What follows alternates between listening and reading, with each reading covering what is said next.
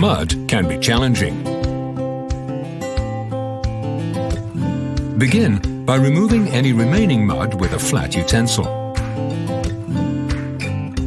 Ensure you remove as much of the residue as possible, as this will make the cleaning process faster and easier.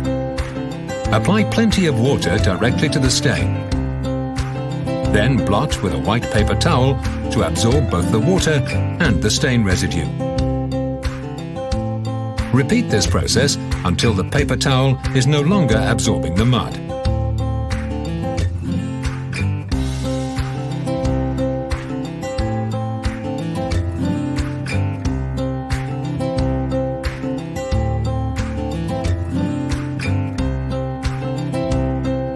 Continue the process by again applying water directly to the stain. Then, with a microfiber cloth, gently rub the area in circular movements.